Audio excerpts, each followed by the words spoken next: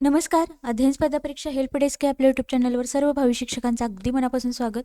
पहा, आपण CTET 2026साठी जी PYQ ॲनालिसिसची lecture series चालू केलेली आहे, त्याच्यामध्ये आपण मराठी भाषेचे भाषा 1 आणि भाषा 2 याचे बघा प्रत्येकी 5 सेट अशा प्रकारे आपण टोटल 300 प्रश्न कव्हर केलेले आहेत मराठी भाषेचे.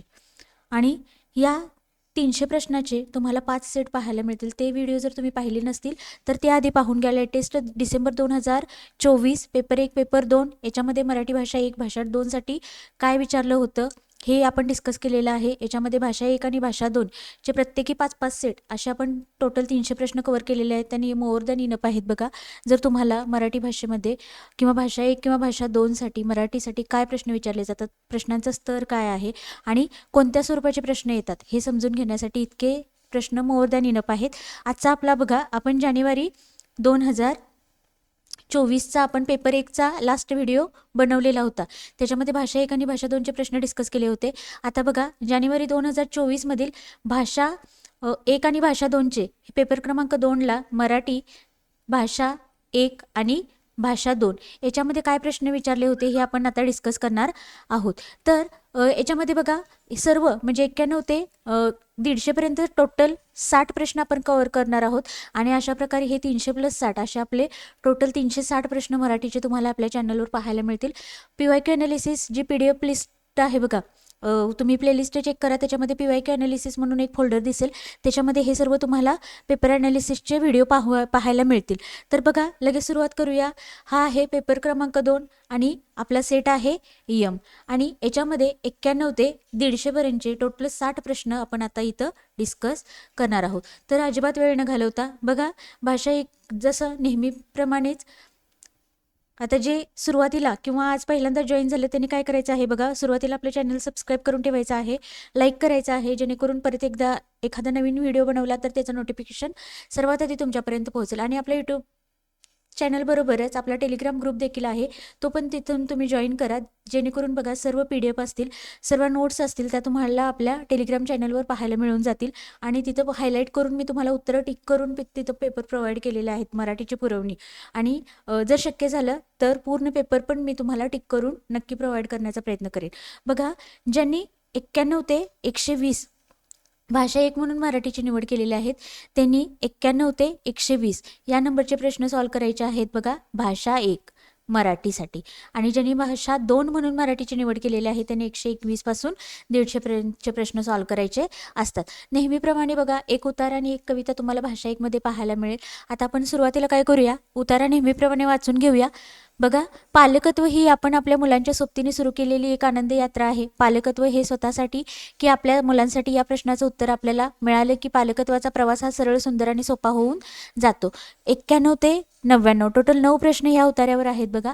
पालकत्व ही एक जबाबदारी आहे, पालकत्व ही एक जोखीम आहे, पालकत्व म्हणजे शिस्तशीर आयुष्याचा आदर्श नमुना आहे, पालकत्व म्हणजे संस्कार आहेत, पालकत्व म्हणजे त्याग आहे, पालकत्व हे एक ओझं आहे. असे पालकत्वाचे विभिन्न दृष्टिकोन घेऊन पालक मुलांसोबत राहत असतात. पालकागणिक पालकत्वाबद्दलचा दृष्टिकोन बदलत असतो. पालकांचं लहानपण कसं गेलं, पालकांनी त्यांचं संगोपन कसं केलं यावरही अनेकदा पालकत्व निश्चित होत असतं. तुमच्या पालकांनी केलेले संस्कार, तुमचं वाचन, तुमचं शिक्षण, तुमची पूर्ण झालेली आणि अपूर्ण राहिलेली स्वप्न, तुमची कौटुंबिक पार्श्वभूमी, तुमची संगत, तुमच्या महत्त्वाकांक्षा, तुमच्यावरचे संस्कार, तुमची बालपणीच्या सर्व घटकांकडून झालेली जडणघडण, तुमचा मूळचा पिंड, तुमच्यातल्या उणीवा, तुमच्यातली संवेदनशीलता, तुमचे विचार, तुमच्या भावना, तुमचं व्यक्त होणं, तुमच्यातली समज, तुमचा स्वतःचा व्यक्तिमत्व विकास, तुमचा जगाकडे बघण्याचा दृष्टिकोन, तुमची आदर्श कल्पना यावर तुमचं पालकत्व कमी अधिक प्रमाणात ठरत असतं. खूपदा आपल्या बालपणी घडलेले दुःखद आणि यातनादायी प्रसंग पालक विसरू शकत नाहीत. या प्रसंगांचं लोढणं ते आयुष्यभर वाहतात आणि त्याचा परिणाम मग साहजिकच त्यांच्या स्वतःच्या पालकत्वावरती होतो आणि फटका मात्र मुलांना बसतो. म्हणून पालकत्वामध्ये आपण दुःख आणि अप्रिय गोष्टी किती लवकर विसरतो, इतरांना आणि स्वतःला माफ करण्याचं औदार्य आपल्यात आहे का यावर ही पालकत्व अवलंबून असतं. आयुष्य म्हणजे सुखदुःखाची, प्रेम आणि द्वेष यांची, चांगल्या आणि वाईट यांची नेहमीच सरमिसळ असते. परंतु यात कशाची निवड करायची हे ठरवण्यासाठी प्रत्येकाकडे निरीक्षीर विवेक हा लागतोच. पालकांना तर तो विशेष करून बाळगावा लागतो, कारण ही सरमिसळ तुम्ही तुमच्या आयुष्याच्या मूल्यांमध्ये, विचारामध्ये आणि भावनांमध्ये जशीच्या तशी आणली तर त्याचे दुष्परिणाम हे पालकत्वावरती होतातच होतात. पालकत्व हा सर्वात महत्त्वाचा विषय आहे. त्यावर आपलं स्वतःचं आणि आपल्या कुटुंबांचं जीवनमान ठरत असतं. जीवनमूल्य आकार घेत असतात. परंतु अशा महत्त्वाच्या विषयाचा अभ्यास करण्यासाठी कोणतेही व्यासपीठ उपलब्ध नाही. ही खेदाची गोष्ट आहे. पालकत्वाचा अभ्यासक्रम नाही, पालकत्वाचा कुठलाही कोर्स नाही, शाळा नाही, कॉलेज नाही. एखादी व्यक्ती आई किंवा वडील झाली की ती नैसर्गिकरित्या पालक ही झाली असं आपण समजतो. पालकत्वाला सर्टिफिकेट ही नाही, त्यामुळे खूपदा ज्याला असं जसं पाहिजे तसं त्याचं पालकत्व हे आकार घेत राहतं. म्हणूनच पालकत्व हे घरागणिक बदलतं. खूपशा गोष्टी या घरागणिक बदलत राहिल्या तरी पालकत्वाचा मूलभूत गाभा आणि पाया हा बदलू शकत नाही. या दोन्ही गोष्टी बदलता कामा नयेत, याची खबरदारी पालकांनी घ्यायला हवी. बघा, पूर्ण उतारा वाचल्यानंतर फक्त पालकत्व हा एकच आशय तुम्हाला पूर्ण उतार्याचा दिसेल आणि या पालकत्वाचे फायदे तोटे किंवा पालकत्व कसं आकाराला येतं आणि त्याच्यामध्ये बघा आपल्या भूतकाळातील घटनांचा कसा परिणाम होत असतो पालकत्व निभवत असताना, हे सर्व गोष्टी इथं मांडलेल्या आहेत. तर आपण बघा सुरुवातीला प्रश्न वाचून घेऊ. 91 नंबरचा प्रश्न आहे, लेखकाच्या मते कोणत्या गोष्टीचा उलगडा झाला की पालकत्वाचा प्रवास सुगम सुंदर होतो? एक, पालकत्व स्वतःसाठी की मुलांसाठी, मूलभूत गाभा की पाया, महत्वाकांक्षा की संस्कार आणि चौथा आहे मूळचा पिंड की जाणीवा. याचा अजून उत्तर आहे बघा, लेखकाच्या मते कोणत्या गोष्टीचा उलगडा झाला की पालकत्वाचा प्रवास सुगम आणि सुंदर होतो? तर पालकत्व हे स्वतःसाठी आहे की मुलांसाठी आहे हे समजल्यानंतर काय होतो? प्रवास सुंदर होतो. ऑप्शन क्रमांक 1 आपलं बरोबर उत्तर आहे. नेक्स्ट बघा 92 नंबरचा प्रश्न, बहुतांशी पालकत्व कोणत्या गोष्टीमुळे ठरत असते? 1, पालकांचे स्वतःचे पूर्वायुष्य, 2, घडलेले दुःखद आणि यातनादायी प्रसंग, 3 आहे कुटुंबाचे जीवनमान आणि 4 आहे प्रेम आणि द्वेष यांची सरमिसळ. तर इथं बघा कोणत्या गोष्टीमुळे पालकत्व ठरत असते? तर याचं पण उत्तर आहे पर्याय क्रमांक 1, पालकांचे स्वतःचे पूर्वायुष्य, म्हणजे भूतकाळामध्ये त्यांना जे काही अनुभवलेले असतात त्याचा परिणाम पालकत्वावर होत असतो. त्यामुळे ऑप्शन क्रमांक बरोबर उत्तर असेल पालकांचे स्वतःचे पूर्वायुष्य. नेक्स्ट बघा 93 नंबरचा प्रश्न, पालकत्वाला प्रभावित करणाऱ्या घटकांपैकी लेखकाने न सांगितलेला घटक, न सांगितलेला म्हणजे चुकीचा, 3 पर्याय आपल्याला उतार्याशी संबंधित असतील, एक चुकीचा असेल तो शोधायचा आहे. 1, तुमची आर्थिक सुबत्ता, 2 आहे तुमच्यातील उणीवा, 3 आहे तुमच्यातील संवेदनशीलता आणि 4 आहे तुमचे विचार भावना. याचा अचूक उत्तर आहे बघा तुमची आर्थिक सुबत्ता. आर्थिक सुबत्तेचा उल्लेख कुठेही लेखकाने केलेला नाही, त्यामुळे ऑप्शन क्रमांक 1 उत्तर असेल बघा. नेक्स्ट 94 नंबरचा प्रश्न, पुढीलपैकी भाववाचक नाम कोणते? आता भाववाचक नामाचा पोटप्रकार विचारलेला आहे बघा. शब्दांच्या जाती तुम्हाला CTET साठी पेपर 1 असू दे, पेपर 2 असू दे, तुम्हाला अगदी डीप तुम्हाला पूर्ण व्याकरणचं पुस्तक वाचलं पाहिजे, अजिबात नाही बघा. स्मार्टली तुम्ही स्टडी करायचा आहे व्याकरणचा देखील करताना. बेसिक बघा, शब्दांच्या ज्या 8 जाती आहेत त्या तुम्हाला माहीत पाहिजे. जास्तीत जास्त फोकस तुम्हाला नामाचे पोटप्रकार, विशेषणाचे पोटप्रकार आणि क्रियापदाचे पोटप्रकार इतकं केलं तरी तुम्हाला पैकीच्या पैकी मार्क मिळतील बघा. कारण तुम्हाला क्रियापदामध्ये संयुक्त क्रियापद असेल, विशेषणांमध्ये संख्यावाचक विशेषण असेल, याच्यावरच प्रश्न तुम्हाला दिसतील आणि नामाचे पोटप्रकार विचारायला किंवा सर्वनाम ओळखा अशा प्रकारचे प्रश्न तुम्हाला पाहायला मिळतील बघा. भाववाचक नाम, विकास, आनंद, शाळा आणि पालकत्व. याचा अचूक उत्तर आहे बघा. तर भाववाचक नाम काय आहे? पालकत्व. हा प्रत्यय जोडल्यानंतर पण बघा भाववाचक नाम तयार होतं. उदाहरणार्थ बघा, मातृत्व, कर्तृत्व, दातृत्व, पालकत्व. त्याप्रमाणे ऑप्शन क्रमांक 4 पालकत्व हा शब्द भाववाचक नाम आहे. त्याच्यानंतर बघा 95 नंबरचा प्रश्न, पुढीलपैकी शब्दयोगी अव्यय असलेले शब्दयोगी अव्यय आणि अव्ययावर प्रश्न आहेत. शब्दयोगी अव्यय, आता एखादं शब्दाला जोडून जे येतं त्याला काय म्हटलं जातं? शब्दयोगी अव्यय. बघा त्याचे परिणाम हे पालकावर होतातच. आपण अप्रिय गोष्टी लवकर विसरतो. मुलांच्या सोबतीने सुरू केलेल्या आनंद यात्रांच्या आहे इतरांना आणि स्वतःला माफ करावे. कुठं दिसते बघा तुम्हाला? इथं शब्दाला जोडून एखादा शब्द आलाय का बघा. इथं वर हा शब्द कशाला? पालक या शब्दाला जोडून आलेला आहे, पालकावर. त्यामुळं ऑप्शन क्रमांक 1 आपलं बरोबर आहे बघा. शब्दयोगी अव्यय असलेले वाक्य विचारलेलं आहे. स्पेसिफिक अधोरेखित करून शब्द तुम्हाला दिलेला नाही, पण तरी पण बघा आता तुम्हाला समजले शब्दयोगी अव्यय काय आहे, तर तुम्ही अशा प्रकारचे प्रश्न सहज इझिली सॉल्व्ह करू शकता बघा. कुठं आहे पालकावर हा शब्द शब्दयोगी अव्यय आहे आणि कुठं आहे तो फक्त पर्याय 1 मध्ये आहे. 96 नंबरचा प्रश्न बघा, लेखकाच्या मते व्यक्तिपरत्वे पालकत्व बदलत राहिले तरी एक गोष्ट सहसा बदलत नाही. ती बाब कोणती? कोणती गोष्ट सहसा बदलत नाही बघा. 1 निरीक्षीर विवेक, 2 आहे पालकत्वाचा अभ्यासक्रम, 3 आहे औदार्य, 4 आहे पालकत्वाचा गाभा आणि पाया. तर याचं अचूक उत्तर आहे बघा, तर कोणती गोष्ट सहसा बदलत नाहीत? पालकत्वाचा गाभा. ऑप्शन क्रमांक 4 असेल बघा आपलं अचूक उत्तर. कोणती गोष्ट बदलत नाही? ऑप्शन क्रमांक 4 पालकत्वाचा गाभा. नेक्स्ट बघा 97 नंबरचा प्रश्न. आयुष्य म्हणजे दोन टोकाच्या घटकांची सरमिसळ असते असे लेखकांना वाटते. लेखकांनी न सांगितलेला पर्याय. बघा उतारेशी संबंधित नसलेला पर्याय शोधायचा आहे. न सांगितलेला, सांगितलेला, फुली करायची किंवा एखादा टिकमार्क करायचं बरोबर उत्तर असेल तर. सुख दुःख लोभ मोह प्रेम द्वेष आणि चांगलं वाईट. आता उतार्यात नसलेलं बघा लोभ आणि मोह. ऑप्शन क्रमांक 2. 98 नंबरचा प्रश्न. उतार्याच्या संदर्भात ओझ या शब्दाचा नेमका अर्थ काय?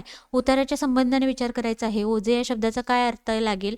एक बघा डोक्यावरचे वजन, दुसरा आहे एक जीवनमूल्य, 3 आहे जबाबदारी आणि 4 आहे पालकत्व. याचं अचूक उत्तर आहे बघा ओझ म्हणजे जबाबदारी. जबाबदारी या अर्थानं ओझ हा शब्द वरील उतार्यामध्ये स्पष्ट केलेला आहे किंवा सांगण्यात आलेला आहे. 99 नंबरचा प्रश्न बघा, तर गुरांच्या गळ्यात अडकविले लाकूड या अर्थाचा कोणता शब्द उतार्यात आला आहे? गाभा, लोढणं, खेद आणि फटका. आता बघा शब्दसमूहासाठी एक शब्द. गुरांच्या गळ्यात अडकविलेले लाकूड काय म्हटलं जातं त्याला? बघा लोढणं म्हटलं जातं. त्यामुळे ऑप्शन क्रमांक 2 आपलं उत्तर बरोबर असेल. नेक्स्ट बघा 100 नंबरचा प्रश्न. आता 100 ते 105 हे 6 प्रश्न तुम्हाला कवितेवर पाहायला मिळतील. जर तुम्ही भाषा 1 म्हणून मराठी निवडली असेल तर तुम्हाला बघा पेपर 1 असू दे पेपर 2 असू दे स्ट्रक्चर सेम आहे. भाषा 1 म्हणून मराठी निवडली असेल तर तुम्हाला भाषा 1 पेपर 1 असू दे पेपर 2 असू दे, एक असेल तुम्हाला उतारा आणि एक असेल कविता. आणि ह्याच्यामध्ये बघा टोटल 15 प्रश्न हे तुम्हाला उतारा आणि कवितावर आधारित मिळतील आणि 15 प्रश्न तुम्हाला मराठी अध्यापनशास्त्रावर पाहायला मिळतील. आणि जर तुम्ही पेपर 2चा विचार करत असाल तर भाषा पेपर 2 नाही, पेपर 1 आणि 2 सेम आहे बघा. भाषा 1 मध्ये एक उतारा एक कविता 15 मार्क्स, अध्यापनशास्त्र 15 मार्क्स. आणि भाषा 2 म्हणून मराठी निवडली असेल तर 2 उतारे येतात, कविता नसते आणि 15 प्रश्न तुम्हाला अध्यापनशास्त्रावर विचारले जातात. बघा आता आपल्याला एक कविता दिलेली आहे. कवितापासून सुरुवातीला वाचून घेऊ. 100 ते 105 6 प्रश्न आहेत कवितेवर. सरीवर सरी आल्या ग, सचेल गोपी न्हाल्या ग, गोपी झाल्या भिजून चिंब, थरथर कापती निंब कदंब, घनामुळातून टाळ मृदुंग तनुंत वाजवी चाळ अनंग, पाने पिटीते टाळ्या ग, सरीवरी सरी आल्या ग, मल्हाराची जळात धून वीज नाचते अधून मधून, वनात गेला मोर भिजून गोपी खिळल्या पदी थिजून, घुमतो पावा सांग कुठून कृष्ण कसा उमटेन अजून, वेली ऋतुमती झाल्या ग, सरीवर सरी आल्या ग. पावसाच्या सरी त्याच्यावर आधारित ही कविता आहे. आपण आता काय करू प्रश्न वाचून घेऊ बघा. 100 नंबरचा प्रश्न.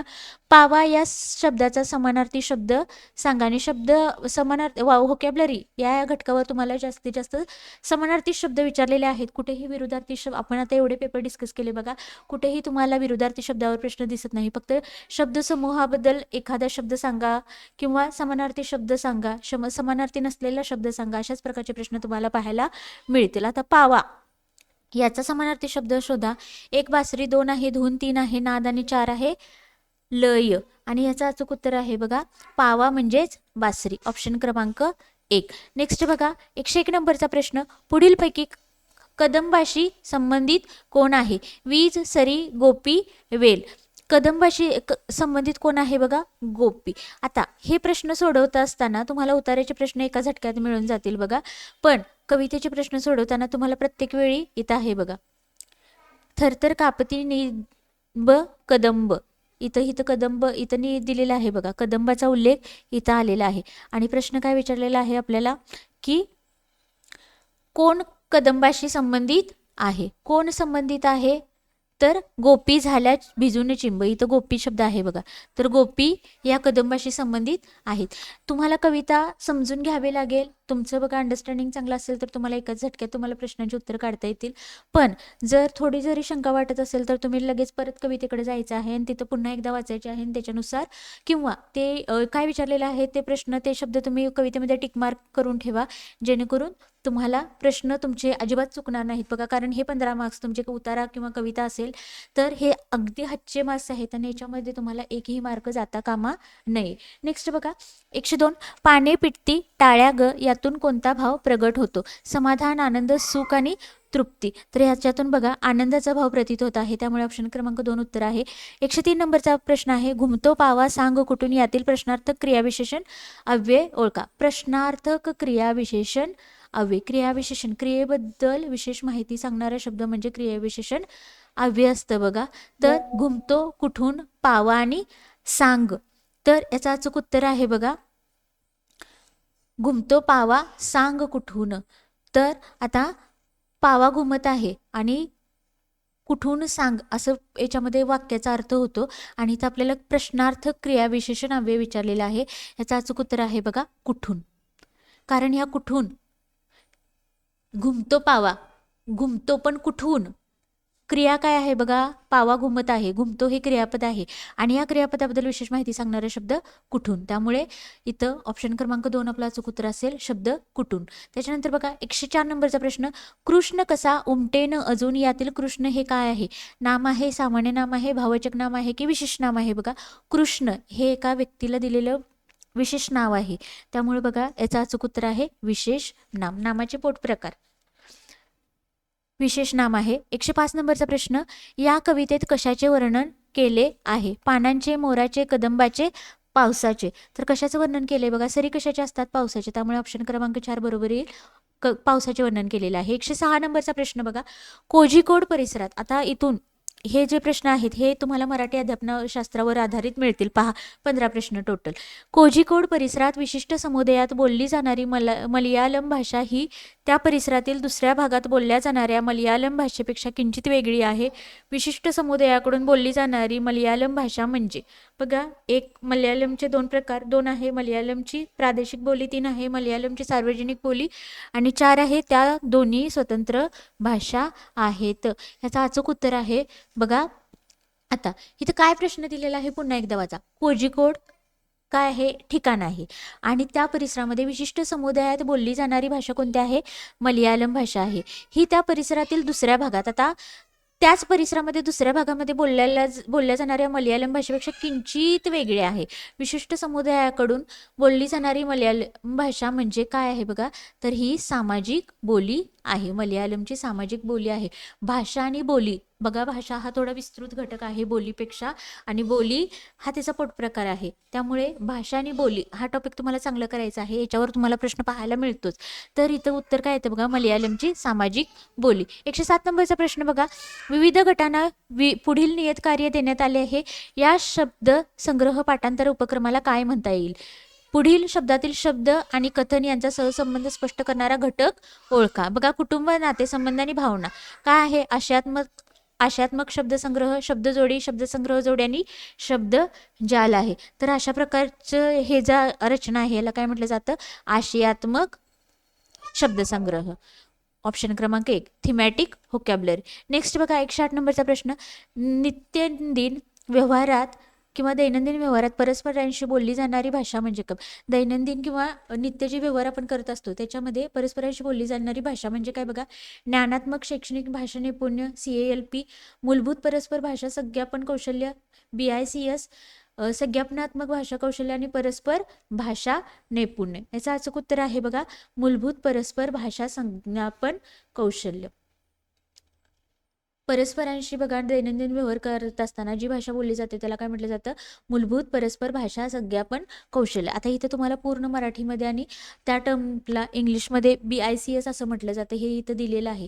अशा प्रकारचे बघा असे प्रश्न तुम्ही एखादी डायरी मेंटेन करा. मी सुरुवातीच्या व्हिडिओपासून तुम्हाला सांगते हे जे प्रश्न आहेत प्रश्न रिपीट होतात, त्यामुळे काय करायचं आणि ह्याचा तुम्हाला जरी तुम्ही भाषा दुसरी हिंदी जरी निवडली असेल तरी तिथं सुद्धा तुम्हाला फायदा होतो बघा. आणि कारण का सांगते, अजून तुम्हाला कोणीही हे सांगणार नाही आणि तुम्ही पाहिजे तर जाऊन चेक करू शकता बघा. मराठी असेल, हिंदी असेल आणि इंग्लिश असेल, तुम्ही तिन्ही भाषा जर भाषा एक म्हणून ज्यांनी मराठी निवडलेले आहे, ज्यांनी हिंदी निवडलेले आहे, ज्यांनी इंग्लिश निवडलेले आहे, तिन्हीचे प्रश्न सेम असतात बघा. सगळं गुगल ट्रान्सलेट असतं. मराठीला तेच क्वेश्चन असतात, नावे तीच असतात, उत्तर पर्याय उत्तर तेच असतं आणि पर्याय पण तेच असतात. हिंदीला पण फक्त मराठीचं ट्रान्सलेट असतं आणि इंग्लिशला पण तेच ट्रान्सलेट असतं. तिन्ही प्रश्नांची रचना सेटनुसार बघा तीच असते. सेट बदलला की प्रश्न पण बघा, EM सेट मराठीचा, EM सेट हिंदीचा, EM सेट इंग्लिशचा, तिन्हीचे जे प्रश्न आहेत अगदी as it is Google translate असतात, काहीही फरक नाही. पाहिजे असेल तर तुम्ही आपले मागचे व्हिडिओ काढून बघा, किंवा आता हिंदी अध्यापनशास्त्राचे जे व्हिडिओ अपलोड करत आहे तिथं मी तुम्हाला डायरेक्ट मराठी आणि हिंदी दोन्ही प्रश्न लावलेले आहेत बघा स्लाईडमध्ये, आणि ते तशा प्रकारे मी तुम्हाला ते सांगण्याचा प्रयत्न करत आहे. त्यामुळे काय करायचं आहे, असे जे प्रश्न आहेत अध्यापनशास्त्राचे तुम्ही नोट डाऊन करा, तेच रिपीट होतात. तुम्हाला भाषा 1 भाषा 2 कुठेतरी त्याचा उपयोग होतो. नेक्स्ट बघा 109 नंबरचा प्रश्न, माध्यमिक पातळीवरची शिक्षिका विद्यार्थ्यांना एक मजकूर किंवा कथा वाचून त्यावर मजकुरातील आशय आणि कल्पना यावर शक्ती आणि न्याय या दृष्टिकोनातून चर्चा करायला सांगते. या उपक्रमातून विद्यार्थ्यांच्या कोणत्या घटकाचा विकास शिक्षिकेला अपेक्षित आहे? याचा अचूक उत्तर आहे बघा, पहिला पर्याय वाचून घेऊ. समीक्षात्मक साक्षरता कौशल्य, समीक्षात्मक शिक्षणशास्त्र, समीक्षात्मक भाषा विकास आणि उच्च पातळीवरचे भाषा कौशल्य. आता इथं समीक्षात्मक 3 पर्याय दिसतं. ज्यावेळी बघा पर्यायामध्ये थोडं साधर्म्य असतं त्यावेळी ऑड पर्याय पहिला कट करून टाकायचं, ते येण्याची शक्यता कमी असते, कारण साधर्म्य सूचक जे पर्याय सेट केलेले असतात त्याचपैकी आपलं एक उत्तर असतं. परत एकदा प्रश्न वाचून घेऊ बघा, माध्यमिक पातळीवरची शिक्षिका विद्यार्थ्यांना काय करत आहे, एक मजकूर किंवा कथा वाचून त्या मजकुरातील आशय किंवा कल्पना, शक्ती आणि न्याय या दृष्टिकोनातून चर्चा करायला सांगते. आता या उपक्रमातून विद्यार्थ्यांच्या कोणत्या घटकाचा विकास शिक्षिकेला अपेक्षित आहे? बघा, समीक्षात्मक साक्षरता कौशल्य, ऑप्शन क्रमांक 1. नेक्स्ट बघा 110 नंबर, व्याकरणाच्या अध्ययन अध्यापनात कार्यात्मक ज्ञान म्हणजे, व्याकरणाच्या अध्ययन अध्यापनामध्ये कार्यात्मक ज्ञान म्हणजे काय? 1. व्याकरणिक घटक कसे वापरावे याचे ज्ञान. 2 आहे व्याकरणिक घटकांबद्दल माहिती असणे. 3 आहे व्याकरणिक घटकांचे नियम माहीत असणे. 4 आहे भाषा आणि तिची संस्कृती माहीत असणे. याचा अचूक उत्तर आहे बघा, व्याकरणिक घटक कसे वापरावे याचे ज्ञान असणे. 111 नंबरचा प्रश्न, इयत्ता 7वीची शिक्षिका वर्गात जोडकार्य करून घेते. जोड्यांना 10 वाक्य असलेली कथा दिली जाते. जोडीतील एक मूल पहिले वाक्य वाचते आणि दुसरे मूल ते वाक्य लिहिते. बघा, जोड्या केलेल्या आहेत मुलांच्या, आणि काय करायला दिले, जोड कार्य म्हणजे दोघांनी मिळून कार्य करायला दिलेलं आहे. बघा, तर 10 वाक्य असलेली एक कथा दिलेली आहे. त्यातलं एक मूल काय करत आहे, पहिले वाक्य वाचते आणि दुसरं काय करत आहे, तर दुसरे वाक्य दुसरा मुलगा वाचत आहे. नंतर दुसरे मूल वाक्य वाचते आणि पहिले मूल वाक्य लिहिते, वाचत नाही सॉरी. पहिल्यांदा काय सांगितलेलं आहे बघा, जोडीतील एक मूल वाक्य वाचते आणि दुसरे वाक्य लिहिते. नंतर काय करते, दुसरं वाक्य वाचणार आणि पहिलं लिहिणार. या प्रकारे ते उपक्रम पूर्ण करतात. शेवटी त्यांचे लेखन मूळ मजकुराशी तपासून घेतात. या उपक्रमाला काय म्हणतात? आता 1 परस्पर लेखन, 2 आहे परस्पर श्रवण, 3 आहे श्रुती लेखन आणि 4 आहे परस्पर श्रुती लेखन. 111 नंबरचा प्रश्न आहे बघा, पुन्हा परस्पर परस्पर परस्पर 3 पर्याय तुम्हाला साधर्म्य सूचक आहेत, त्यामुळे या तिन्हीपैकी एकच उत्तर असेल. त्यामुळे पहिला आपण तिसरा कट केला तर याला काय म्हटलं जातं बघा, श्रुती लेखन. पण कसं, जोडीतनं कार्य करायचं आहे, परस्पर श्रुती लेखन, ऑप्शन क्रमांक 4. 112 नंबरचा प्रश्न, संकेत भाषेच्या संदर्भात पुढीलपैकी कोणते विधान योग्य नाही? संकेत भाषेचे अनेक प्रकार आहेत. संकेत भाषा ही नैसर्गिक भाषा आहे. संकेत भाषेचे व्याकरण नसते, संकेत भाषेचे व्याकरण असते. आता इथं काय आहे, योग्य विधान नाही म्हणजे चुकीचं विधान शोधायचं आहे. तर 112 नंबरचं उत्तर आहे बघा, संकेत भाषेचे व्याकरण नसते, ऑप्शन क्रमांक 3. नेक्स्ट बघा आता 113. आता इथं बघा, व्याकरण असते आणि व्याकरण नसते, विसंगत पर्याय आहेत. त्यामुळे याच्यातलं नक्की दोन्ही तर एका वेळी असूच शकणार नाहीत, त्यामुळे इथंच एक उत्तर असतं. त्यामुळे बघा, हे 2 पर्याय आपण जर कटले, पहिला आणि दुसरा कटला, आता कारण बघा 2 पर्याय आहे, 2 पर्याय विसंगती दर्शवणारे आहेत, तर त्यापैकीच एक आपलं उत्तर असतं. तर संकेत भाषेचे व्याकरण असते, त्यामुळे संकेत भाषेचे व्याकरण नसते हा पर्याय आपल्याला चुकीचं शोधायचं होतं, त्यामुळे पर्याय 3 आपला कटला. 113 नंबरचा प्रश्न बघा, त्रिभाषा धोरणाच्या संदर्भात पुढीलपैकी कोणते विधान योग्य आहे? त्रिभाषा सूत्र, मातृभाषा घरची भाषा किंवा प्रादेशिक भाषा ही प्रथम भाषा असणे. इंग्रजी, हिंदी किंवा घरची भाषा स्थानिक भाषा ही प्रथम भाषा असणे. मातृभाषा घरची भाषा किंवा हिंदी ही प्रथम भाषा असणे. मातृभाषा घरची भाषा किंवा इंग्रजी ही प्रथम भाषा असणे. आता इथं काय विचारलेलं आहे बघा, कोणते विधान योग्य आहे? योग्य म्हणजे बरोबर विधान निवडायचं आहे. 113 नंबरचा प्रश्न आहे की त्रिभाषा धोरणाच्या संदर्भात योग्य विधान, मातृभाषा ही घरची भाषा किंवा प्रादेशिक भाषा असणे गरजेचे आहे. हीच प्रथम भाषा असावी. कारण बघा, ज्यावेळी एखादं लहान मूल किंवा विद्यार्थी मातृभाषेतून शिक्षण घेत असतो त्यावेळी त्याचा ज्ञानाचा चांगल्या प्रकारे चांगला उपयोग होतो आणि त्याला कंटेंट समजण्यासाठी पण खूप सारी मदत होते. आणि बहुभाषिकता तत्वानुसार मातृभाषा यातूनच पहिल्यांदा प्राथमिक स्तरावर शिक्षण दिलं पाहिजे आणि बहुभाषिक म्हणजे दुसरी तिसरी जी भाषा असेल तर ती मातृभाषेच्या आधारावरच काय केली पाहिजे, शिकवली पाहिजे. 114 नंबरचा प्रश्न बघा, उपचारात्मक शिक्षण हे टिंब यांना दिले जाते. उपचारात्मक शिक्षण कुणाला दिले जाते? ह्याच्या आधी पण उपचारात्मक शिक्षणावर प्रश्न येऊन गेलाय बघा. एक, ज्यांना भाषा शिक्षणात काही विशिष्ट मुद्द्यावर विशेष गरज असते. दोन, विशिष्ट विद्यार्थ्यांच्या गरजा लक्षात घेऊन स्वतःचे शिक्षण सुधारून घेणाऱ्या शिक्षकांना. तीन आहे, आपले अध्ययन आणि अध्यापन सुधारून घेण्याची इच्छा असणाऱ्या विद्यार्थ्यांनी शिक्षकांना. आणि चार, हे भाषा परीक्षेत मुलांचे गुण वाढावे असे वाटणाऱ्या विद्यार्थ्यांना. उपचारात्मक शिक्षण यांना दिले जाते. कसं कुणाला दिले जाते बघा, आपले अध्ययन अध्यापन सुधारून घेण्याची इच्छा असणाऱ्या विद्यार्थ्यांनी शिक्षकांना उपचारात्मक शिक्षण दिले जाते. नेक्स्ट बघा, 115 नंबरचा प्रश्न, एक शिक्षण पद्धती जिच्यात एक शिक्षक आणि एकाच समूहातील 4 वेगवेगळे विद्यार्थी एकत्र येतात. उतार्यातील आशयावर त्यांच्यात संवाद होतो.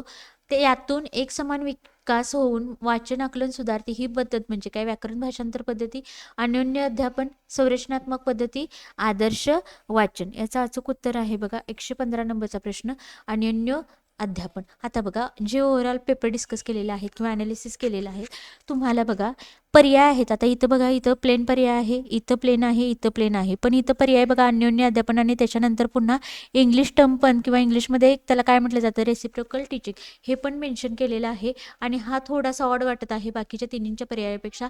आणि असा ऑड वाटणारा किंवा जास्त एक्सप्लिमेंटरी म्हणजे अशा प्रकारचे जे पर्याय सेट असतात बघा, हे स्वतः सांगत असतात की मीच उत्तर आहे. यांना काय म्हटलं जातं तर सेल्फ एक्सपेरिमेंटरी ॲन्सर. किंवा हे जे पर्याय आहेत हे स्वतः सुचवत असतात की मीच पर्याय आहे, मला टिक करा. कारण बघा बाकीच्या तिन्हीपेक्षा थोडासा ऑड वाटतो, त्यामुळं ऑप्शन क्रमांक 3 आपला उत्तर आहे. अजिबात माहीत नसेल तर काहीतरी पर्याय टिक करण्यापेक्षा थोडंसं लॉजिक लावून, जर हे काही लॉजिक असतात बघा, हे जर तुम्ही डेव्हलप केले तर तिथं तुमचे एक 10 पैकी बघा 5 ते 6 मार्क तुम्हाला बरोबर येण्याची किंवा 5 ते 6 प्रश्न बरोबर येण्याची शक्यता वाढते. 116 नंबरचा प्रश्न बघा, एक भाषा शिक्षिका इंग्रजीतून एक कथा सांगते आणि विद्यार्थ्यांना ती कथा त्यांच्या भाषेत आणि वर्गांच्या भाषेत सांगण्यास लावते. या शैक्षणिक उपक्रमाला काय म्हणता येईल? बघा, सुरुवातीला इंग्रजीतून एक कथा इंग्रजी शिक्षिका सांगते, नंतर तीच कथा ती विद्यार्थ्यांना काय करत आहे की ती त्यांच्या स्वतःच्या किंवा वर्गाच्या भाषेत सांगण्यास लावते. या उपक्रमाला काय म्हणता येईल? एक, प्रतिभाषिकता. 2 आहे बहुभाषिक धोरण. 3 आहे बहुभाषा शिक्षण. आणि 4 आहे भाषा संपादन. आता ह्याचं अचूक उत्तर आहे बघा सेम वरचा प्रश्न 115-16. बघा, प्रतिभाषिकता याचंच फक्त इंग्लिश मिनिंग इथे दिलेलं आहे किंवा इंग्लिशमध्ये हा शब्द कसा लिहिला जातो ते सांगितलेलं आहे बघा, प्रतिभाषिकता. ट्रान्सलँग्वेजिंग. आता इथं बघा, इथं तुम्हाला प्लेन पर्याय आहे, इथं पण प्लेन आहे, इथं पण प्लेन आहे. जास्त एक्सप्लेन करून पहिला पर्याय सांगितलेला आहे, त्यामुळे ऑप्शन क्रमांक 1च आपलं उत्तर आहे. 117 नंबर बघा, एखादी विशिष्ट माहिती मिळवण्यासाठी विद्यार्थी वर्तमानपत्रातील बातमी वाचतो. हे वाचन म्हणजे काय? विशिष्ट माहिती मिळवण्याच्या उद्देशाने वर्तमानपत्रातील बातमी वाचतो विद्यार्थी. याला काय म्हटलं जातं? समीक्षात्मक वाचन, चाळणे, न्याहाळणे, अभ्यास, कौशल्य. आता बघा, स्किमिंग आणि स्कॅनिंग याच्यावर तुम्हाला भरपूर प्रश्न दिसतील आणि याच्यामध्ये बघा ऑप्शन 1 कटेल, ऑप्शन 4 कटेल. आता चाळणे म्हणजे स्किमिंग आणि न्याहाळणे म्हणजे स्कॅनिंग. आता बघा, विशिष्ट माहिती मिळवण्यासाठी मात्र त्याला सखोल म्हणजे तिथं व्यवस्थित लक्ष देऊन त्याला वाचावं लागणार बघा. त्याला काय म्हटलं जातं? स्कॅनिंग किंवा न्याहाळणे म्हटलं जातं. आणि पटपट जी गोष्ट किंवा चाळणे, एखादं पुस्तक फक्त डोळ्याखालून घातलं जातं, याला काय म्हटलं जातं बघा? चाळणे, स्किमिंग. त्यामुळे ऑप्शन क्रमांक आपलं 3 बरोबर आहे. 118 नंबरचा प्रश्न, आंतरभाषीय ओळख म्हणजे एक, विद्यार्थ्याला मूळ भाषा आणि लक्ष्य भाषा यात बरेच साम्य असल्याची जाणीव होणे. 2, विद्यार्थ्याला मूळ भाषा आणि लक्ष्य भाषा यात साम्य नसल्याची जाणीव होणे. 3 आहे, मूळ भाषेचे ज्ञान हे दुसरी भाषा शिकण्यात अडथळा आणते असे विद्यार्थ्याला वाटणे. आणि 4 आहे, वेगवेगळ्या भाषा शिकण्यासाठी वेगवेगळ्या क्षमता लागतात असे विद्यार्थ्याचे निरीक्षण असणे. आता आंतरभाषीय ओळख म्हणजे काय बघा, तर याचं अचूक उत्तर आहे, विद्यार्थ्याला मूळ भाषा आणि लक्ष्य भाषा यात साम्य असल्याची जाणीव होणे म्हणजेच आंतरभाषीय ओळख होय. ऑप्शन क्रमांक 1 उत्तर आहे. 119 नंबर बघा, 6व्या इयत्तेची विद्यार्थिनी श्रेया आता श्रेया काय करत आहे बघा, वडिलांची बदली झाल्यामुळे जलंधर पंजाब येथून मदुरे तामिळनाडू येथे आहे. आता उत्तरेकडून दक्षिणेला तिच्या वडिलांची बदली झालेली आहे. तिला तिची मातृभाषा पंजाबी येते आणि शाळेतील दुसरी भाषा म्हणून इंग्रजी येते. सवंगड्यांच्या आणि सभोवतालच्या मत्तेने ते तमिळ भाषा बोलू वाचू लागते. तिच्या या क्षमतेच्या संदर्भात कोणते विधान योग्य आहे? बरोबर विधान सांगा. एक, तिचे पंजाबी आणि तमिळचे ज्ञान म्हणजे भाषा संपादन आणि इंग्रजी म्हणजे भाषा शिक्षण. तिचे तमिळ म्हणजे भाषा संपादन आणि इंग्रजी व पंजाबी म्हणजे भाषा शिक्षण. तिसरं, तिन्ही भाषा पंजाबी तमिळ इंग्रजी म्हणजे भाषा शिक्षण. तिचे इंग्रजी म्हणजे भाषा संपादन आणि पंजाबी व तमिळ म्हणजे भाषा शिक्षण. आता याचं अचूक उत्तर आहे बघा. आता इथं ऑप्शन क्रमांक 1 दिलेला आहे, पंजाबी आणि तमिळ हे याचे ज्ञान म्हणजे भाषा संपादन आणि इंग्रजी म्हणजे भाषा शिक्षण. आता बघा याचा कसा तुम्ही याला डोकं लावणार किंवा लॉजिक लावणार बघा.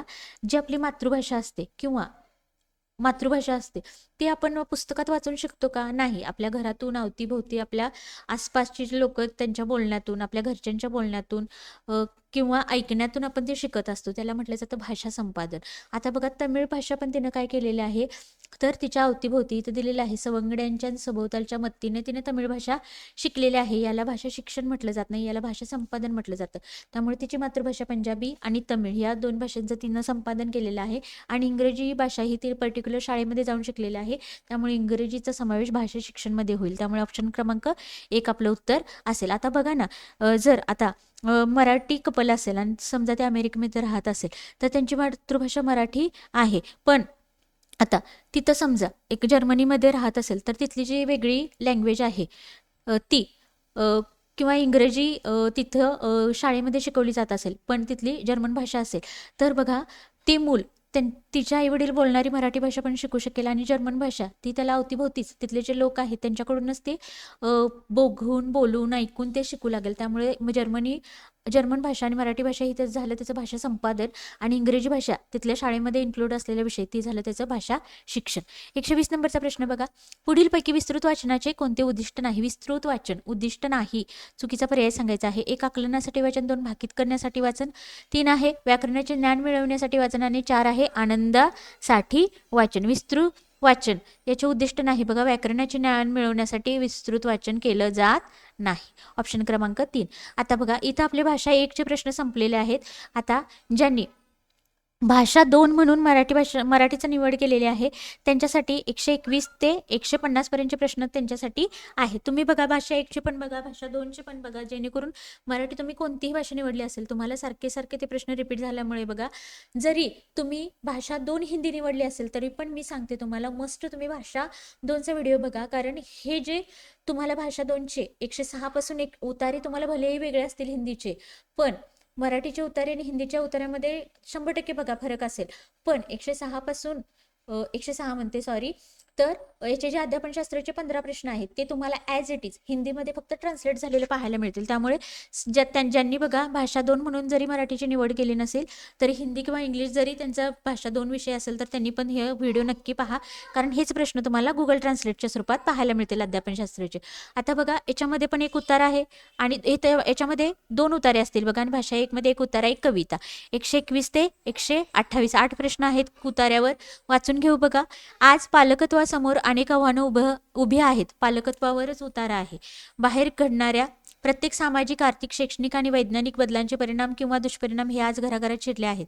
त्यामुळेच आपली घरे ही यातल्या धोक्यांपासून अलिप्त राहू शकत नाहीत. साहजिकच कौटुंबिक उलथापालथी ही मोठ्या प्रमाणात घडू लागल्या आहेत आणि ज्या वातावरणात वाढलो ते वातावरण एकीकडे आणि आपण सध्या ज्या वातावरणात मुलांना वाढवतो आहोत ते दुसरीकडे. यातील तफावत किंबहुना प्रचंड मोठी दरी पाहिली की सामान्य पालकांचं डोकं चक्रावून जातं.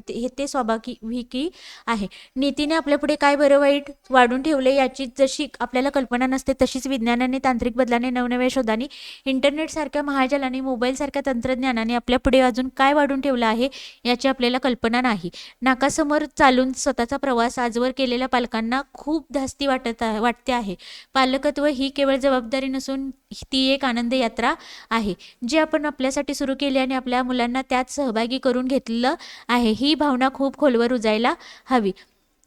पालकत्व हे उपकार नव्हेत. पालकत्व हे कोणी कोणावर केलेले किंवा कोणी कोणाला दिलेलं ऋण नव्हे, आपलं आयुष्य परिपूर्ण व्हावं, समृद्ध व्हावं, आपल्या आनंदात सुखात आणि आपल्या हक्काची माणसं सोबत असावीत, या निकोप सहजीवनाच्या दृष्टीने पालकत्वाकडे बघायला हवं आणि हेच पालकत्व जोपासायला हवं. आपण आपल्यासाठी पालक झालो आहोत, मुलांसाठी नव्हे, ही जाणीव सर्वप्रथम आपल्या मनात असायला हवी. पालकत्व ही एक सर्जनशील अशी जीवन पद्धती आहे. प्रेम आणि क्षमाशीलता हा तिचा पाया आहे. संयम, चिकाटी आणि सातत्य हे तिचे महत्त्वाचे निकष आहेत. मुलांवर सतत रागावणं, ओरडणं, घरात चिडचिड करणं, त्यांना शिक्षा करणं हे खूपच वरवरचे, उथळ आणि चटकन सुचणारे आणि सवंग उपाय आहेत. पालकत्व हे निसर्गाने दिलेलं वरदान आहे आणि त्यामुळेच त्याचा नैसर्गिक ढाचा हा कायम ठेवला पाहिजे. धोक्यापासून आपल्या अपत्याचा बचाव करणं, ते मोठे होईपर्यंत त्याचं उत्तम संगोपन करणं, त्यांच्या पंखात बळ देण्यासाठी प्रयत्न करणं हा निसर्गाचा नियम आहे. बघा, पालकत्वावरच आधारित उतारा आहे, जेणेकरून बघा एकाच पुस्तकातील एक उतारा त्यांनी पेपर भाषा 1 मध्ये टाकलेला आहे आणि पुढचा एक त्यातलाच एक उतारा उचलून यांनी भाषा 2 मध्ये टाकलेला आहे. पालकत्वाशी संबंधित उतारा आहे. 121 नंबरचा प्रश्न बघा. पालकत्वाच्या नैसर्गिक नियमामधील लेखकाने न सांगितलेला नियम. नैसर्गिक नियम सांगितलेत लेखकाने, त्यापैकी न सांगितलेला नियम म्हणजे उतार्याशी न जुळणारा पर्याय शोधायचा आहे. 121 नंबर बघा. 1. धोक्यापासून बचाव करण्याचे तंत्र शिकवणे. 2. ते मोठे होईपर्यंत उत्तम संगोपन करणे. 3. त्यांच्या पंखात बळ देण्यासाठी प्रयत्न करणे. आणि 4 आहे वरवरचे उथळ आणि चटकन सुचणारे उपाय शिकवणे. आता इथं बघा काय सांगितलेलं आहे, असले उपाय करायचे नाहीत. त्यामुळे ऑप्शन क्रमांक 4 बघा, इथं हे करायचं नाही म्हणून सांगितलेलं आहे आणि इथं हे उपाय करणे किंवा शिकवणे दिलेलं आहे. त्यामुळे ऑप्शन क्रमांक 4 काय आहे बघा, तर हा नियम सांगितलेला नाही. 122 नंबर. पालकांना खूप धास्ती वाटते, या वाक्यात कोणते विशेषण आहे? आता विशेषण काय असतं बघा, नामाची व्याप्ती मर्यादित करणारं किंवा नामाबद्दल विशेष माहिती सांगणारा शब्द म्हणजे विशेषण. पालकांना खूप धास्ती वाटते, बघा कोणते विशेषण आहे? आता विशेषणाचा पोटप्रकार विचारलाय. क्रमवाचक संख्या विशेषण, गणनावाचक संख्या विशेषण, गुणविशेषण, आवृत्तीवाचक विशेषण. आता इथं बघा 122 नंबरचा प्रश्न, गुण विशेषण. काय वाटते? धास्ती वाटते, भीती वाटते. काय सांगितलेलं आहे? गुण सांगितलेला आहे. त्यामुळे ऑप्शन क्रमांक 3 उत्तर बरोबर आहे. त्याच्यानंतर बघा 123 नंबरचा प्रश्न, निकोप सहजीवनाच्या दृष्टीने पालकत्वाकडे पाहताना कोण आपल्यासोबत असावे असे लेखकाला वाटते? हक्काची माणसं, इंटरनेट, मोबाईल, तांत्रिक बदल. तर हक्काची माणसं असावीत असं वाटत आहे. त्यामुळे 123 नंबर ऑप्शन 1 बरोबर आहे. लेखकाच्या मते कोणती भावना खोलवर रुजणे गरजेचे आहे? 1. पालकत्व ही जबाबदारी नसून आनंद यात्रा आहे. विज्ञान तंत्रज्ञानाची जाणीव निरुपयोगी आहे. 3. आपण मुलांसाठी पालक झालो आहोत, आपल्यासाठी नव्हे. रागावणे, ओरडणे, शिक्षा करणे हे नेमके उपाय आहेत. कोणत्या भावना खोलवर रुजणे आवश्यक आहे? बघा 1. पालकत्व ही जबाबदारी नसून आनंद यात्रा आहे. ऑप्शन क्रमांक 1 बरोबर आहे. 125 नंबर बघा. लेखकाच्या मते आज कोणत्या गोष्टीने घराघरात प्रवेश केला आहे? बाह्य जगातील बदलाचे परिणाम, दुष्परिणाम, उथळ वरवरचे सवंग उपाय, इंटरनेट, मोबाईल बद्दलची अलिप्तता आणि पालकांना वाटणारी धास्ती. तर कोणी काय केलेलं आहे बघा, घरामध्ये प्रवेश केलेला आहे. तर बाह्य जगातील बदलांचे परिणाम आणि दुष्परिणाम यांनी काय केलेलं आहे? घराघरात प्रवेश केलेला आहे. ऑप्शन क्रमांक 1 उत्तर आहे. 126 नंबर बघा. पालकत्व म्हणजे निसर्गाने दिलेले वरदान आहे असे लेखक म्हणतो. त्याच्या मते पुढीलपैकी कोणती बाब आपण कायम ठेवली पाहिजे? 1. नैसर्गिक ढाचा. 2 आहे जबाबदारी. 3 आहे सवंग उपाय. 4 आहे सक्तीचे नियंत्रण. आता बघा, तुम्हाला सवंग उपाय, सक्तीचे नियंत्रण हे निगेटिव्ह शब्द आहेत. तर इथं काय कायम ठेवलं पाहिजेत? नैसर्गिक ढाचा. ऑप्शन क्रमांक 1. धास्ती या शब्दाचा समानार्थी आशय नसलेला शब्द कोणता? धास्तीचा समानार्थी नसलेला शब्द 1. दहशत. 2 आहे चिंता. 3 आहे काळजी आणि 4 आहे धारणा. आता याचं अचूक उत्तर आहे बघा, दहशत, चिंता, काळजी हे धास्ती या शब्दाचे समानार्थी शब्द आहेत.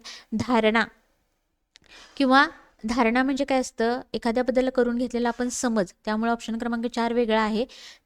ऑप्शन क्रमांक 4 हा धास्तीचा समानार्थी नसलेला शब्द आहे. 128 नंबरचा प्रश्न, मुलांवर सतत रागावणं, ओरडणं हे सवंग उपाय आहेत. या वाक्यातील अधोरेखित शब्दाची जात ओळखा. आता इथं मुलांवर हा शब्द दिलेला आहे, त्याला अधोरेखित केलेला आहे.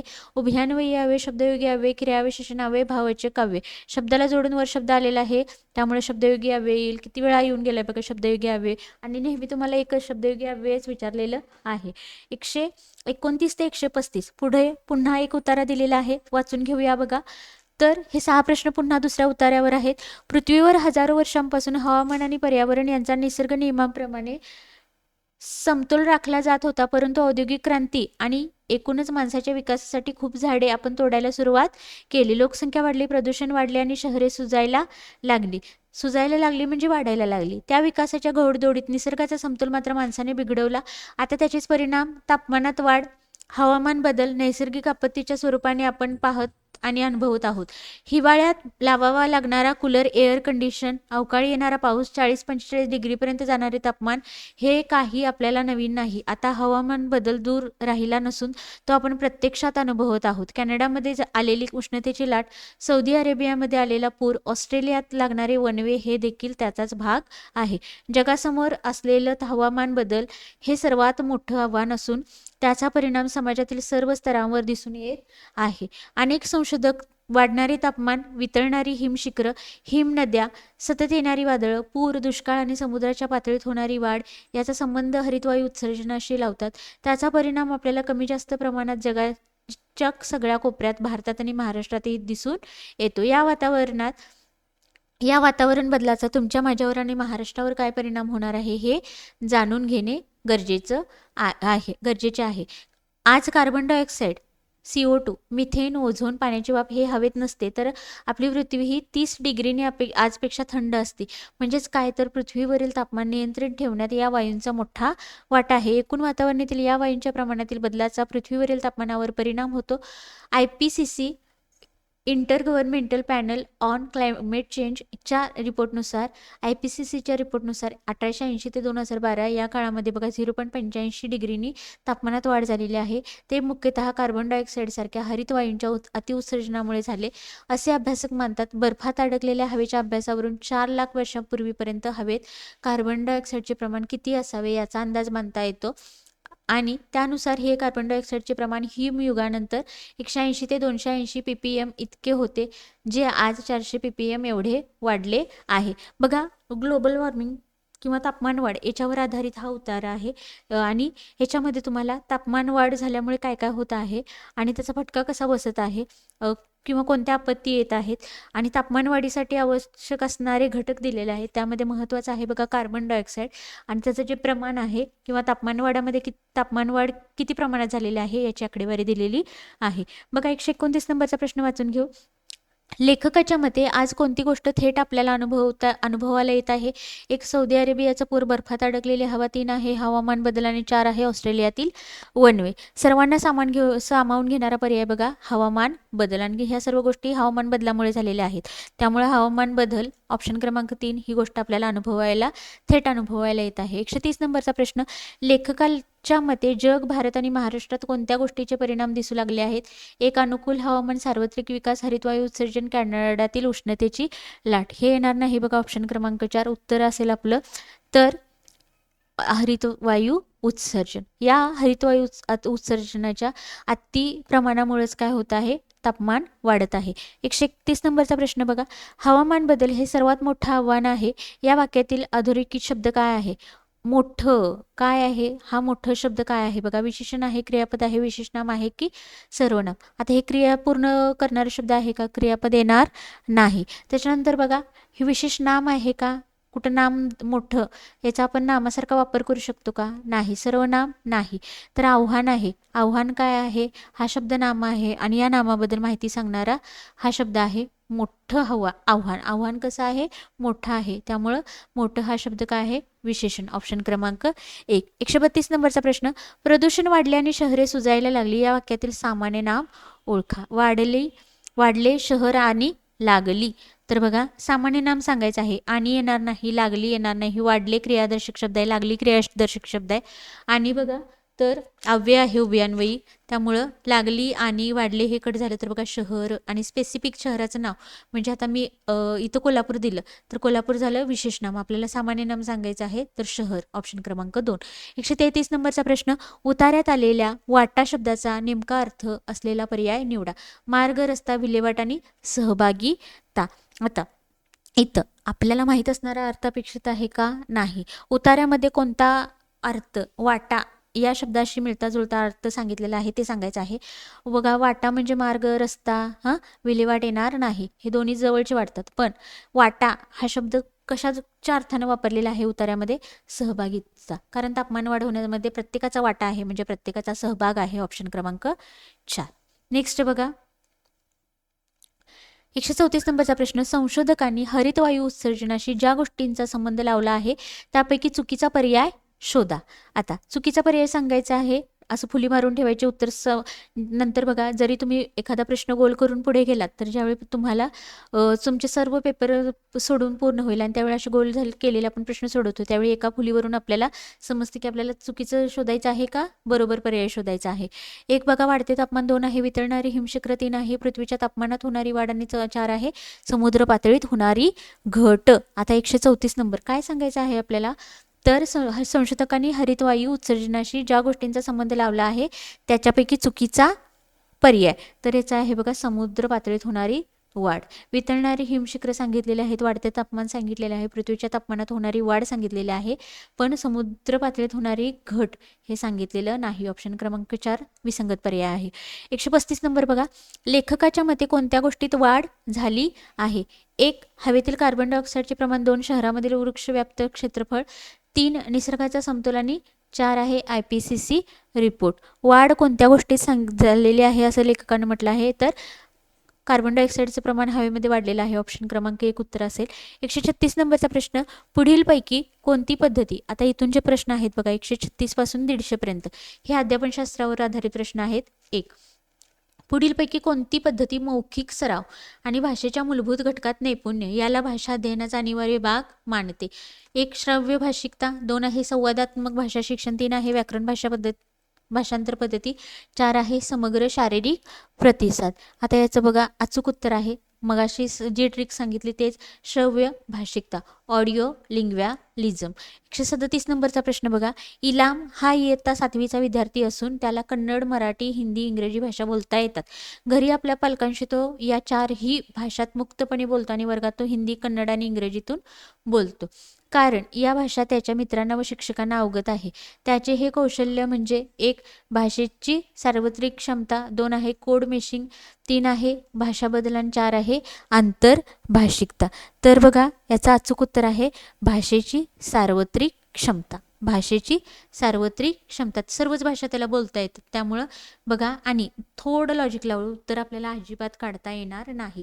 तर किंवा आपल्याला उत्तर माहीतच नाही, अशा वेळी काय करायचं बघा, 3 पर्याय कसे बघा, एकसारखी त्यांची रचना आहे, एक तिथं मराठी आणि इंग्रजी दोन्ही प्रकारे त्यांची मांडणी दिलेली आहे, एक पर्याय ऑड आहे आणि तेच आपलं उत्तर आहे. नेक्स्ट बघा, आणि हे लॉजिक तुम्ही लिहून ठेवा जेणेकरून बघा तुम्हाला पेपरमध्ये त्याचा उपयोग होईल, कारण त्या प्रेशरमध्ये ते लॉजिक तुम्हाला अजिबात आठवतो म्हटलं तरी आठवत नाहीत. 138 नंबरचा प्रश्न बघा. भाषा शिक्षणाच्या संदर्भात कोणते विधान योग्य आहे? योग्य विधान. 1 मूळ किंवा प्रथम भाषेचे ज्ञान हे द्वितीय भाषा शिकण्यात अडथळे आणते. 2 मूळ किंवा प्रथम भाषेच्या ज्ञानाचा द्वितीय भाषा शिकण्याशी काहीही देणे घेणे नसते. 3 मूळ किंवा प्रथम भाषेचे ज्ञान द्वितीय भाषा शिकण्यात मदतरूप ठरते. आणि 4 आहे प्रथम भाषा शिकणे आणि दुसरी भाषा या पूर्णतः भिन्न गोष्टी आहेत. आता इथं बघा, आता आपल्याला मराठी येत आहे तर दुसरी भाषा शिकत असताना समजा इंग्रजी शिकायची आहे, काही गोष्टींमध्ये साम्य असतं बघा लँग्वेजमध्ये, त्यामुळं पहिल्या भाषेचं ज्ञान दुसऱ्या भाषेच्या शिक्षणामध्ये काय होतं, अडथळा आणत नाही, मदत करतं. त्यामुळं ऑप्शन क्रमांक 3. तुम्ही पॉझिटिव्ह निगेटिव्ह टॅगवर्ड्स किंवा पॉझिटिव्ह स्टेटमेंट निगेटिव्ह स्टेटमेंट यानुसार गेलात तर बघा, हे निगेटिव्ह स्टेटमेंट आहे, हे निगेटिव्ह स्टेटमेंट आहे आणि हे पण तुम्हाला वेगळं वाटेल, त्यामुळं आपलं ऑप्शन 3 क्रमांक आपलं उत्तर असेल बघा. तर मूळ किंवा प्रथम भाषेचे ज्ञान द्वितीय भाषा शिक्षणात मदतरूप ठरते. 139 नंबरचा प्रश्न. शब्दसंग्रह शिकविण्यासाठी शिक्षिका वर्गात स्वयंपाकघरातील चमचा, प्लेट, भांडी, डबे आणि तवा घेऊन येते. भाषा शिक्षणात या वस्तूंना काय म्हणता येईल? शिक्षिका स्वयंपाकघरातील वस्तू घेऊन येते शाळेमध्ये, याला भाषा शिक्षणात काय म्हणता येईल किंवा या वस्तूंना काय म्हणता येईल? 1 शैक्षणिक साधने, 2 आहे रेलिया, 3 आहे स्वयंपाकाच्या वस्तू, 4 आहे जीवनसंदर्भ असलेली साधने. 139 नंबरचं उत्तर आहे बघा, तर रेलिया. आता आणखीन एक अशा प्रकारचा प्रश्न विचारलेला बघा, रेल्वेची तिकिटे आणि असा काहीतरी प्रश्न होता आणि त्याचं पण उत्तर रेलियाच होतं बघा. तर या ज्या गोष्टी आहेत, किचनमधल्या वस्तू, चमचा, प्लेट, भांडी, डबे, तवा यांना घेऊन शिक्षिका वर्गात येते आणि त्या भाषा शिक्षणात या वस्तूंना, तिने आणलेल्या वस्तूंना काय म्हटलं जातं, तर त्याला काय म्हटलं जातं, रेलिया. ऑप्शन क्रमांक 2. 140 नंबरचा प्रश्न, निर्देशित ज्ञान, डिक्लेरेटिव्ह नॉलेज म्हणजे काय? 1. भाषेतील शब्दांचे उच्चारण जाणणे. 2 आहे व्याकरणातील घटकांविषयी जाणणे. 3 आहे व्याकरणातील घटकातील त्रुटी ओळखणे. आणि 4 आहे व्याकरणिक घटक सोडवणे. तर याचा अचूक उत्तर आहे बघा, व्याकरणातील घटकांविषयी जाणणे. निर्देशित ज्ञान म्हणजे व्याकरणातील घटकांविषयी जाणणे. रेलियावर तुम्हाला याच्या आधी पण प्रश्न आलेला आहे, त्यामुळे हा पण टॉपिक चांगला करायचा आहे. 141 नंबरचा प्रश्न, विद्यार्थ्यांना विषयाचे नीट आकलन होण्यासाठी अपेक्षित विषयाच्या विरुद्ध दृष्टिकोनाचा परिचय त्यांना करून दिला जातो. या उपक्रमातून विद्यार्थ्यांच्या कोणत्या कौशल्याला मदत किंवा उत्तेजन मिळते? 1. चिकित्सक विश्लेषण. 2. प्रक्रियाधिष्ठित शिक्षणशास्त्र. 3 आहे चिकित्सक साक्षरता. 4 आहे साक्षरता विकास. उत्तर आहे बघा तर चिकित्सक साक्षरता. ऑप्शन क्रमांक 3. नेक्स्ट बघा, भाषा सार्वत्रिकता. ट्रान्स लँग्वेजिंग म्हणजे 1. भाषेच्या अध्ययन अध्यापनात एका भाषेकडून दुसऱ्या भाषेकडे जाणे. 2. विशिष्ट काळानंतर भाषिक बदलांचे ज्ञान. 3 आहे ही एक शिक्षणशास्त्रातील प्रक्रिया आहे ज्यात वर्गामध्ये एकापेक्षा अधिक भाषांचं साधन म्हणून वापर करणे. आणि 4 आहे हे एक शिक्षणात भाषा हे धोरण असून यात वर्गात किती भाषा शिकवायच्या आहेत हे ठरवणे. भाषा सार्वत्रिकता म्हणजे काय विचारलेलं आहे, याचं अचूक उत्तर आहे बघा ऑप्शन क्रमांक 3. ही एक शिक्षण शास्त्रातील प्रक्रिया आहे ज्यात वर्गामध्ये एकपेक्षा अधिक भाषांचा साधन म्हणून वापर केला जातो. भाषा सार्वत्रिकता. ऑप्शन क्रमांक 3. 143 नंबरचा प्रश्न, चांगले भाषिक लेखन शिकण्यासाठी पुढीलपैकी कोणत्या प्रक्रियेचा सहभाग असावा? 1. बुद्धिमंथन, आराखडा, कच्चा मसुदा, मुद्द्यांचे टाचन, संपादन, शेवटचे लेखन. 2. बुद्धिमंथन, मुद्द्यांचे टाचन, कच्चा मसुदा, आराखडा, लेखन, संपादन, शेवटचे लेखन. बुद्धिमंथन, मुद्द्यांचे टाचन, कच्चा मसुदा, संपादन, आराखडा, अंतिम स्वरूप. बुद्धिमंथन, मुद्द्यांचे टाचन, आराखडा, कच्चा मसुदा, संपादन, अंतिम स्वरूप. आता बघा काय विचारलंय, चांगले भाषिक लेखन शिकण्यासाठी कोणत्या प्रक्रिया करायच्या आहेत त्याचा क्रम सांगायचा आहे आपल्याला अचूक. तर 143 नंबरचा आहे बघा उत्तर ऑप्शन क्रमांक 4. बुद्धिमंथन, त्याच्यानंतर मुद्द्यांचं टाचन करायचं, पहिला विचार करणे, त्याच्यानंतर टाचन करणे, आराखडा बनवणे, मग कच्चा मसुदा बनवणे, त्याचं संपादन करणे आणि त्याला अंतिम स्वरूप देणे. ऑप्शन क्रमांक 4 हा योग्य ऑप्शन आहे. 144 नंबर बघा, समाजशास्त्र विषयाचे विद्यार्थी व्याख्यानातील मुख्य कल्पना आत्मसात करून त्यांच्या नोंदी टिपतात. हे कौशल्य म्हणजे 1. अभ्यास कौशल्य, 2. श्रवण कौशल्य, 3. लेखन कौशल्य आणि 4 आहे ज्ञानात्मक कौशल्य. याचा अचूक उत्तर आहे बघा अभ्यास कौशल्य. त्याच्यानंतर 145 नंबर, येथे एक प्रश्न आहे तो वाचा आणि कोणत्या प्रश्नाचे प्रारूप योग्य आहे ते सुचवा.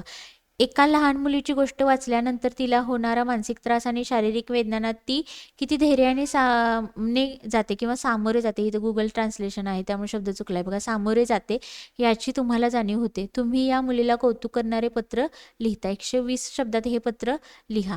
1. भावदर्शी प्रश्न, 2 आहे दीर्घोत्तरी प्रश्न, 3 आहे अंदाजित प्रश्न आणि 4 आहे स्वैर किंवा स्वच्छंद प्रश्न. कोणत्या प्रकारचा प्रश्न आहे ते ओळखायचं आहे. याचा अचूक उत्तर आहे अंदाजित प्रश्न, एक्स्ट्रापोलेटिव्ह क्वेश्चन. 146 नंबरचा प्रश्न बघा, 8वीच्या वर्गातील शिक्षिका 5 वाक्यांचा इंग्रजी मजकूर वाचते आणि मुलांना काळजीपूर्वक ऐकायला सांगते. यानंतर ती मुलांना 4 गटात बसून तोच मजकूर वेगवेगळ्या प्रकारे जवळच्या विद्यार्थ्याला सांगायला लावते. ही कृती म्हणजे 1. लेखन कार्य, 2. परिच्छेद लेखन, 3 आहे सामूहिक लेखन आणि 4 आहे श्रवण कार्य. आता इथं उत्तर तुम्हाला डी दिले बघा आणि डीचा अर्थ होतो 2 किंवा 3. म्हणजे याचा पर्याय 2 परिच्छेद लेखन आणि 3 आहे सामूहिक लेखन. यापैकी कोणता जरी पर्याय तुम्ही टिक केला असेल तर तुमचं उत्तर बरोबर येईल. 147 नंबरचा प्रश्न बघा, पुढीलपैकी कोणत्या घटकाचा संबंध शैक्षणिक भाषेतील नैपुण्य किंवा भाषेच्या विविध अंतर्भूत भागांसाठी लावला जातो? बघा पुढीलपैकी कोणत्या घटकाचा संबंध शैक्षणिक भाषेतील नैपुण्य किंवा भाषेच्या विविध अंतर्भूत भागांसाठी लावला जातो? 1. आंतरभाषीय नैपुण्य, 2 आहे परस्परातील मूळ संवाद कौशल्य BICS, 3 आहे संवादात्मक भाषा नैपुण्य आणि 4 आहे ज्ञानात्मक शैक्षणिक भाषा नैपुण्य CALP. भाषा 1 मध्ये पण यात असाच प्रश्न होता बघा, तर याला म्हटलं जातं ज्ञानात्मक शैक्षणिक भाषा नैपुण्य. 148 नंबरचा प्रश्न, आता NEP वर विचारलाय बघा प्रश्न, भाषा शिक्षणाच्या संदर्भात राष्ट्रीय शैक्षणिक धोरण 2020 नुसार कोणते विधान योग्य नाही? 1. त्रैभाषिक धोरणानुसार एका अभिजात भाषेचा अभ्यास, 2 त्रैभाषिक धोरणानुसार मातृभाषा किंवा घरच्या भाषेचा अभ्यास, 3 आहे त्रैभाषिक धोरणानुसार भारतीय भाषेचा अभ्यास आणि 4 आहे त्रैभाषिक धोरणानुसार इंग्रजीचा अभ्यास. योग्य नसलेलं विधान शोधायचं आहे राष्ट्रीय शैक्षणिक धोरण 2020 नुसार. याचं अचूक उत्तर आहे त्रैभाषिक धोरणानुसार एका अभिजात भाषेचा अभ्यास. त्रैभाषिक धोरण आणि एकच भाषेचा अभ्यास अपेक्षित आहे का? नाही. त्यामुळे ऑप्शन क्रमांक 1 येईल बघा. आणि विचार कशाचा? तर NEP 2020 नुसार आपल्याला अचूक पर्याय निवडायचा होता. 149 नंबरचा प्रश्न बघा. त्रिभाषा धोरणाच्या संदर्भात पुढीलपैकी कोणते विधान योग्य आहे? 1. सर्व मुले त्यांच्या शिक्षणाची सुरुवात इंग्रजी किंवा घरची भाषा माध्यमातून करतात. हायस्कूलचे शिक्षण पूर्ण होईपर्यंत किमान 2 अधिक भाषा संपादित करतात. 2 आहे सर्व मुले त्यांच्या शिक्षणाची सुरुवात त्यांच्या प्रदेश भाषेतून करतात आणि हायस्कूलचे शिक्षण पूर्ण होईपर्यंत किमान 2 अधिक भाषा संपादित करतात. 3 आहे सर्व मुले त्यांच्या शिक्षणाची सुरुवात हिंदी या अधिकृत भाषेतून करतात आणि हायस्कूलचे पर्यंतचे शिक्षण पूर्ण होईपर्यंत किमान 2 अधिक भाषा संपादित करतात. 4 सर्व मुले त्यांच्या शिक्षणाची सुरुवात त्यांच्या मातृभाषेतून किंवा घरच्या भाषेतून करतात आणि हायस्कूल शिक्षण पूर्ण होईपर्यंत किमान 2 अधिक भाषा संपादित करतात. बघा, पूर्ण वाचल्यानंतर तुम्हाला ऑप्शन 4 मध्ये बरोबर उत्तर मिळेल. मातृभाषेतून शिक्षणाची सुरुवात केली जाते आणि इतर ज्या 2 भाषा आहेत त्रिभाषा धोरणानुसार तर त्या 2 भाषा त्यानंतर संपादित केल्या जातात. शेवटचा प्रश्न बघा 150 नंबरचा. शिक्षणाचे फलित विद्यार्थ्यांना मदतरूप ठरते. 1 लक्षणीय व्याकरणिक ज्ञान संपादन करण्यास, 2 लक्षणीय क्षमता साध्य करण्यास, 3 आहे सर्व कौशल्यांची किमान पातळी आत्मसात करण्यास आणि 4 आहे लक्षणीय भाषा घटक आत्मसात करण्यास. बघा, शिक्षणाचे फलित विद्यार्थ्याला मदतरूप ठरते. कशा प्रकारे? तर लक्षणीय क्षमता साध्य करण्यास. ऑप्शन क्रमांक 2. आपण फक्त पेपरचं प्रश्नांचं स्वरूप सांगत आहोत, त्यामुळे डिटेल तुम्हाला एक्सप्लेनेशन दिले नाही. तर जर दिलं असतं तर बघा 1.5-2 तासाचा व्हिडिओ झाला असता. आपण अध्यापनशास्त्राचं काय करू तर मी वेगळे व्हिडिओ घेऊन येईन, मराठी आणि हिंदी एकत्र असे, आणि तिथं तुम्हाला मी चांगले अगदी एक्सप्लेन करण्याचे फक्त 15-15 क्वेश्चन आपण चांगले एक्सप्लेन करून सांगूया. अशा प्रकारे बघा, पुन्हा आपण 60 प्रश्न कव्हर केलेले आहेत आणि हे 300 प्लस हे 60 आपले 360 प्रश्न फक्त मराठीचे, भाषा 1 भाषा 2 पेपर 1 पेपर 2 साठी अवेलेबल आहेत. त्या आधीचे जे 5 व्हिडिओ आहेत ज्यांनी पाहिलेले नाहीत तर ते तुम्ही चेक करा, ते पाहून घ्या. काही बघा SSTचे पण व्हिडिओ अपलोड केलेले आहेत कंटेंटचे, तर ते पण पाहून घ्या. आणि हिंदी अध्यापनशास्त्र हिंदी उतारे असेल याच्यावर पण एक किंवा 2 व्हिडिओ असतील तर ते पण तुम्ही नक्की पाहून घ्या. चॅनल सबस्क्राईब करायला अजिबात विसरू नका. लाईक करा आणि टेलिग्राम जॉईन करून तिथून तुम्ही PDF डाउनलोड करू शकता. धन्यवाद.